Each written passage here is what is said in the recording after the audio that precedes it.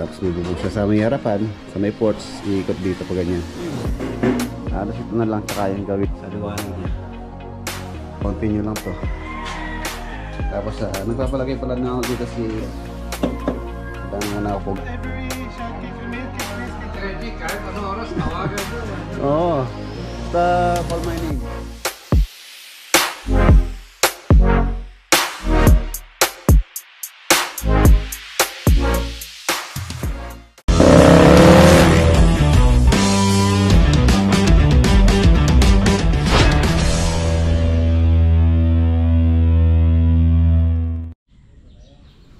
Good morning. Si Loloboy, oh. Morning, boss. Loloboy, may bagong alaga ka.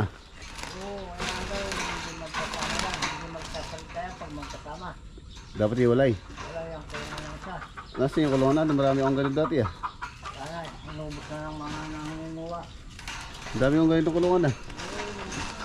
Titingnan ko, kailangan pala iwalay ito. Ano po ito? Martinez. Martinez bird talaga ni Loloboy. Bagong alaga niya yun. Tapos update muna tayo dito bago po ako umalis sa Bulacan. Bulacan po yung lakad natin ngayon. Kahapon pininturahan ko yung yung ilalagay na design doon sa kisame. Dalawa po yung hindi putang kay lele mo la rin eh. Yang doon nga rin, sayang la rin 500 ang isa niyan. Sabi nyo doon. Dala ko na lang, boss. Oo. Baka kulangan kasi yun tsaka magagamit pa naman yun. 8 lang po kasi yung magagamit dito, pero 10 na yung order ko. Binili ko pa yun sa Cavite pa yung seller nun. Ayun na siya meron sana tayo magpipintura ngayon, kaya lang bukas na lang daw siya papasok. Pipinturahan ko muna po itong beam bago natin install. Yan, abangan nyo po yung kalalabasan niya. Sana maganda. Ayun siya. Ayun pang ipit na barnas na ko na. Tapos ngayon pabibili ako ng bakal. Ipapafabricate ko na lang kay paring Bonjing yung balak ko dito. I-explain ko na lang sa kanya. Explain ko na lang yung balak ko para sila na lang gumawa. Tayo hindi natin talaga maharapan. Marami tayong kailangang kasuhin. Marami tayong area for responsibility para tayong pag-asa. Tagalan mo na pa yan dong. Sabagay na yung mituran eh. Sige. Tapos yung palalagay ako dun sa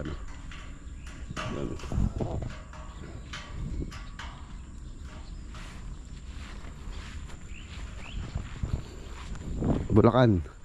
Update tayo sa Plaridel project. Sa Plaridel Bulacan. Tapos dumiretso tayo kay Doc Will.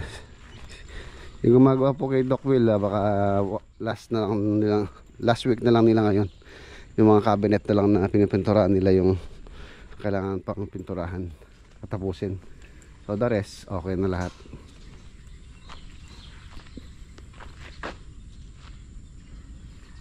Alright, let's go. Ayan, let's go Bulacan. Ayan na, nandito na po tayo dito sa Plaridel Bulacan project.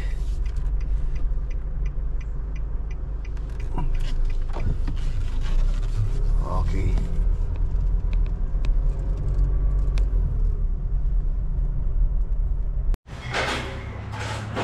Yun no.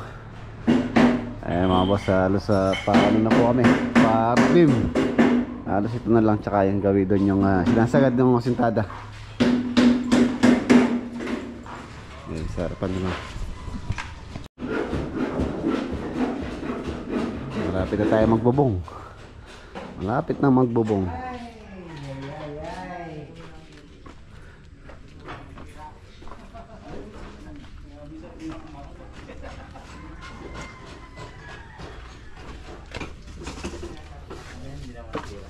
Ganda mo na. Ay, Pogi, maganda naman tayo, Pogi. Patungan mo muna. Nakarinig ka lang ng merenda, mababa ka kaagad eh.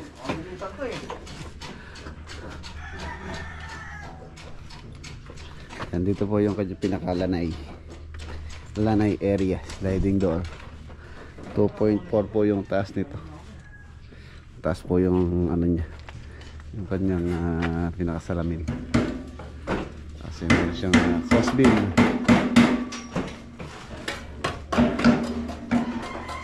Halos 2.8 feet. 8 feet yata ito, hindi ako nagkakamali. Yung setback niya dito sa likod, ito yung pinakalanay na. Tapos doon nagpapagawa si Ma'am Claudine ng maliit na ano doon, maliit na bodega, tapos lababo, kitchen. Ayun na, okay na. Dito mas mababa po yung roof niya dito. Dito sa area dito, high roof, bali dalawang 2-piece yung kanyang bubong. Sa upper roof, tapos lower roof dito. Tapos dito sa likod, so mag-inside gutter po kami dito. Inside gutter. Ito yung pinakalanay. Ayan, yung bubong niya dito, no? Separate yung bubong niya. CR doon, no? sa labas. Ito yung dalawang bedroom. Ayan, standard size, 10 by 10 feet. Ganon din dito sa kabila. 10 by 10 feet. Ayan. Yung mga opening natin, mapapansin nyo lintel beam. Lintel beam.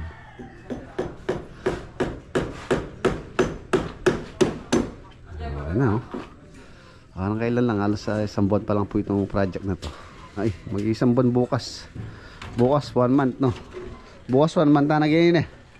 4 bukas. 4 natin inumpisan to.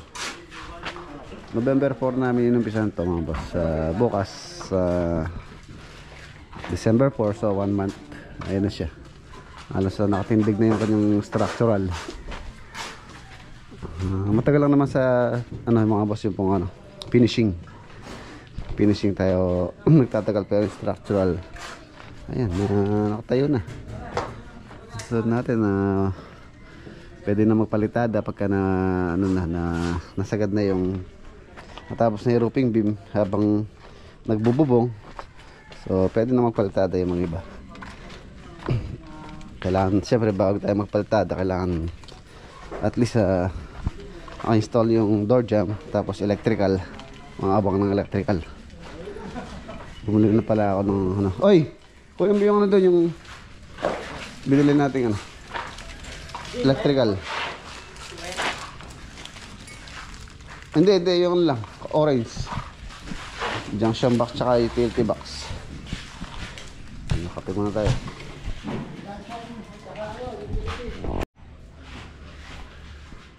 Ayun, 1 month bukas. Isang buwan na po bukas yan. Ano masasabi nyo? Ano po sa palagay nyo? Comment po sa baba kung mabilis ba sila or tama lang.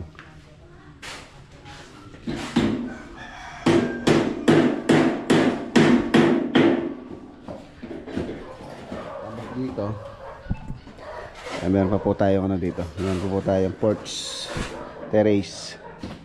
Tapos yung bubong niya ikot po siya ng paganyan. Roofing.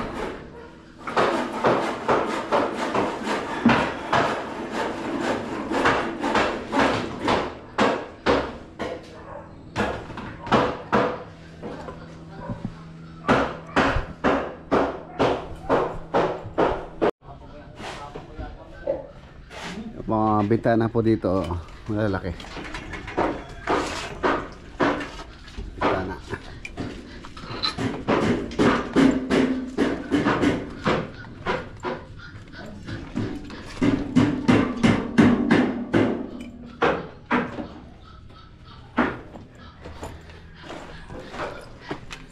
Sa likod. Ayan. Meron din siyang setback dito.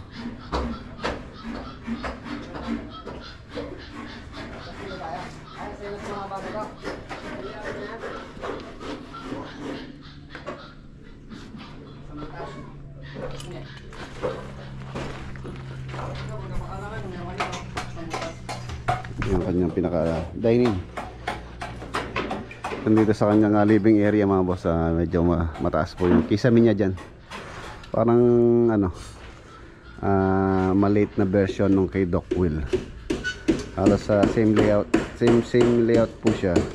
Meron din kami lalagay na tubular design kasi dito eh. Dito sa area na to, meron pong tubular design dyan. Kung saan hanggang doon siya sa beam. Ayan dito. Hanggang dito yata yung pinaka parang breaker niya dito sa kanyang dining, kung saan ganito rin po yung layout ng K-Dock. Tapos meron ding back door doon, kaya rin yung K-Dock. Dirty kitchen doon sa likod. Ganon din naman, dirty kitchen din naman pala to. Danay, tapos may lababo dito. Lababo. Tapos ito yung common CR, kung saan nakalabas yung kanyang vanity. Dito yung vanity niya, tapos dito sa loob water closet lang, tapos shower area. Parang yung ginawa namin sa Angat, ganito rin yung design niya. Nasa labas po yung vanity. Para kung mag-toothbrush lang, hindi ka napapasok dito. Dito ka na mag-toothbrush. Tapos ito yung pinaka master bedroom. Ayan. Malaki lang ng konti ito dito sa mga kwarto rito. Tapos ito yung kanyang walk-in closet. Walk-in closet maliit lang. Ito yung kanyang water closet. Tapos meron siyang shower doon na tawag dito, square. Yung kanyang pinaka shower area. Tapos dito, doon yung vanity niya sa plano.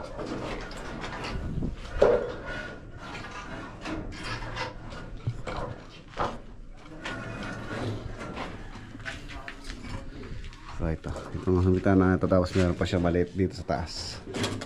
Canopy, tapos bintana maliit.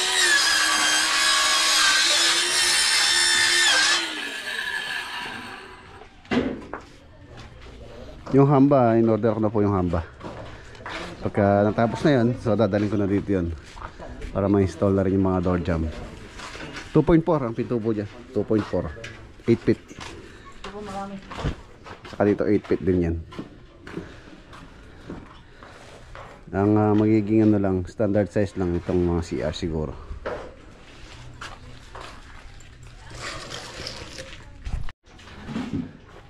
Ayan, ito yung kitchen area. Pa-LC dito, tapos meron siyang nook dito sa area na to. Parang yung parang yung kay Doc Will. Ayan, shoutout kay Doc Will. Halos parang maliit na version po itong bahay. Ang pagkakaiba lang yung forma ng bubong. Upper roof, pagganyan po yung slope niya. Tapos yung kabila, pagganyan naman. Tapos may bubong siya sa may harapan, sa may porch, iikot dito pagganyan. Hanggang sa likod na yun, hanggang dito na yun. Hanggang dito na po yung bubong niya.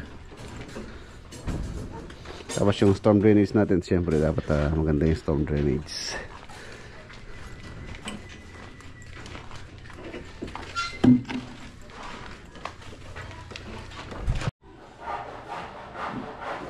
Binabati ko pala ng happy anniversary si Nanay Belen at si Tatay Florito, itong house owner po dito sa project natin dito sa Paridel.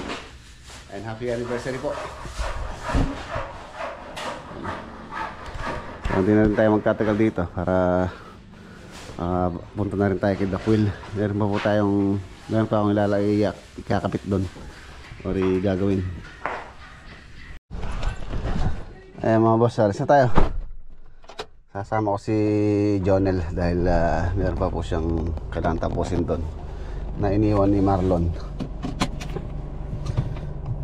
Let's go.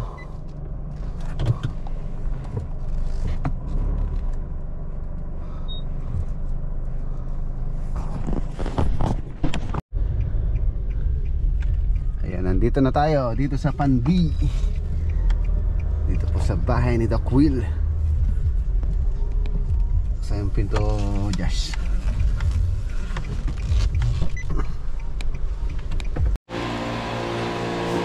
Inabutan tayo ng ulan.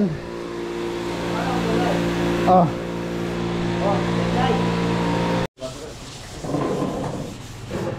Ayan, ito na lang po yung mga tinatapos nila dito. Saka ito cabinet na pinagawa ni Doc na lalagyan ng mga gamit niya dito sa garahe.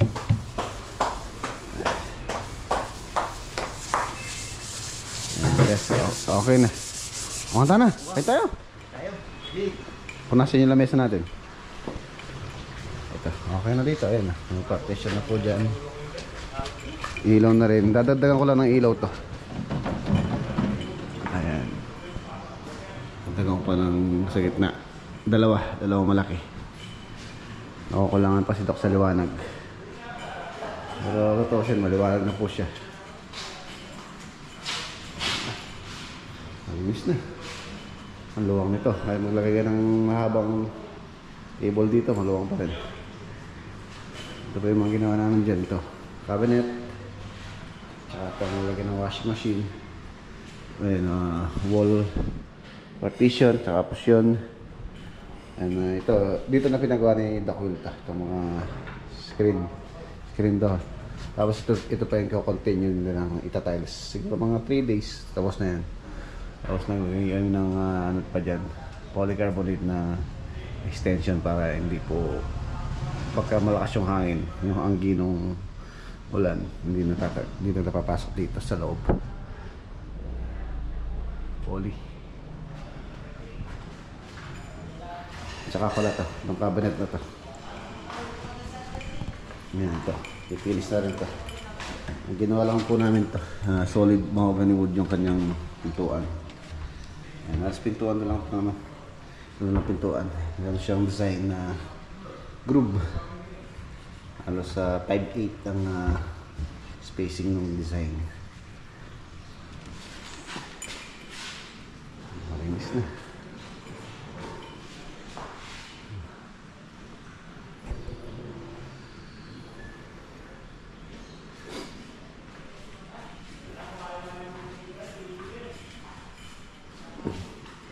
Cabinet. Yun o.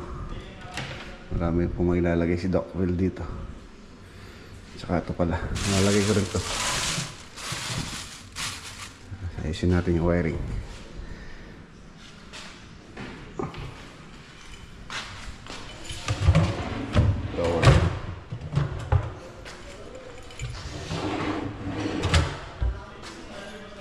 Kaya muna tayo. Doc! Tayo. Ano natin yung pandan dyan? Ano to? Oh. Malaki na bangos mo ah. Malaki to ah. Malaki masyado para yung iwa. Bibigyan daw tayo ni Doc ng ulam. Sinigang na pata. Yun o. Maraming salamat kay Doc Will. Sinigang sa bayabas. Sinigang sa bayabas. Oh, sarap niya no. Pata. Kain po tayo, Doc. Sige, kaya rin kami.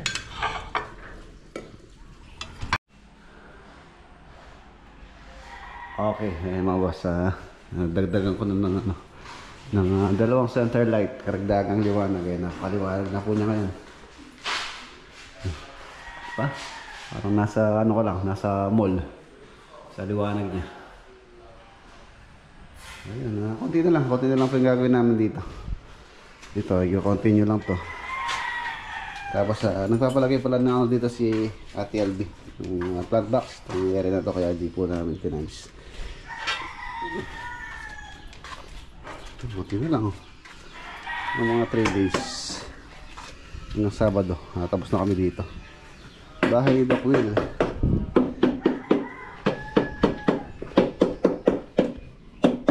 Padaan muna ako pogi. Ayan o, maganda ng bahay ni Doc. Maluwang yung bakuran. Napakaganda ng garden. Napakalawak ng garahe. Ang ganda ng combination ng kulay ng bahay. Tsaka yung tiles. Garden ang ganda o.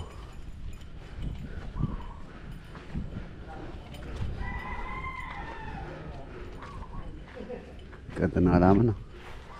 Si Wyatt o. Yan, shoutout kay Wyatt. Wyatt, shoutout mo siya ano. Yung pamangkin mo doon. Shout kay Camille, kay Chris, kay Jackie, kay Mami. Yan. Saka ito na lang tinatapos nila. Yung si Doc Will o. Doc! Sabado, tapos na tayo Doc no? Turnover. Saka wala kayo mag-alala kay Reggie, kahit ano oras, tawagan nyo. Oo. Basta call my name. Hindi kailangang mangungulit ka sa tawag mo na kung ano ang problema, balik yan. Hindi nang iiwan yan. Oh, dito tayo yun, Dok. Paggawa. Huwag kayo mga ngambat, sigurado. Hindi kayo mapapahiya.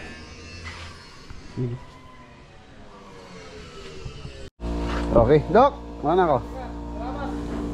Alright. Time check, alas 3:30 po ng hapon na. Ayun lang yung ating nilakad ngayon sa Plaridel, tsaka dito sa Hanggat tuloy. Dito sa Pandi. Tignan natin kung maabutan pa natin sa bahay yung mga gumagawa.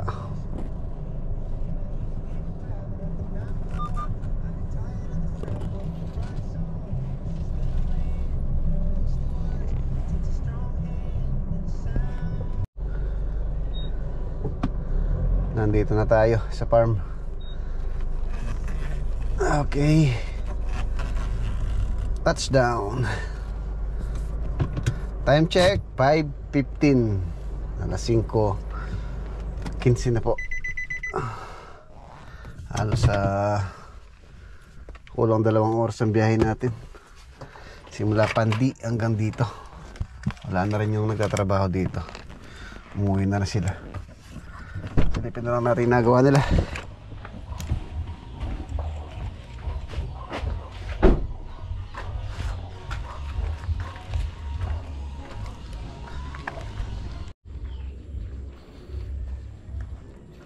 Ito na yung lalagay ko dito. Pinabili ko na kanina kay Bayo. Tapos ayan, nagawa na nila pala nila yung pinapagawa ko dito. Ayan. Tatanggalin ko po kasi yung poste na yan sa gitna. So kailangan natin matibay dito sa may harapan. Tapos silipin natin yung ayun nagawa na niya yung nagawa na po ni Bonjing yung pinapagawa ko. Ayun ayun siya, square siya. Ano po yan, 1 1/2 by 1 1/2 na tubular ang materials na pinagamit ko rito. Tapos salamin po ito isa-isa, tig-isa-isa. Lalagyan ko na lang po ng dito ng pinaka-stopper. Square bar po yung lalagay ko dito, palalagay ko dito. Tapos na lang yung salamin. Mas gusto ko po yung ganyan kaysa yung buong salamin na 2 pirasong buo ko yan. Buo yan kung tutusin, kung malaking salamin. Mas matibay ang ganyan.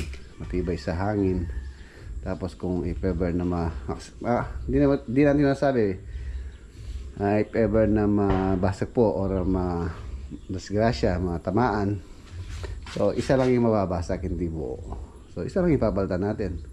Pero kung for example 2 po yan, tamaan yung isa, so malaki ang papalitan natin sa salamin. Kaya mas nagano ako na ganyan na lang, parang French type salamin po yan. Papipinturahan ko muna yan bago namin i-fix dyan. Tapos bukas baka papasok ng pintor bukas na gagawa rito. Papipinturahan na natin to bago natin nilagay yung design.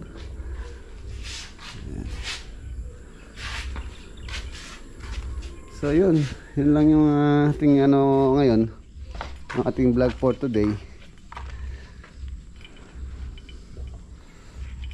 Pinapauna ko na ito dito para sa okasyon na darating. Okay na po rito. Hopefully sana matapos.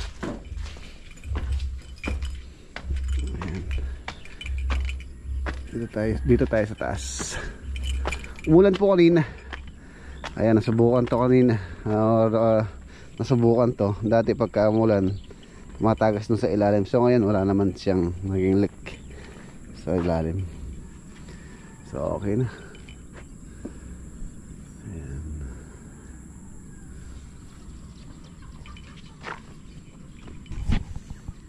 Tapos linis na lang dito. Tabi yung mga dapat itabi. Tapos sa one of these days ipapaano ko yung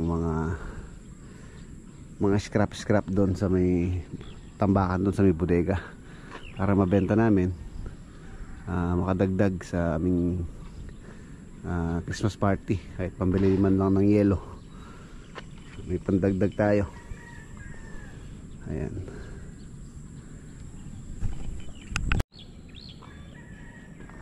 So ayan na mga boss, dito ko na po tatapusin yung ating simpleng vlog for today.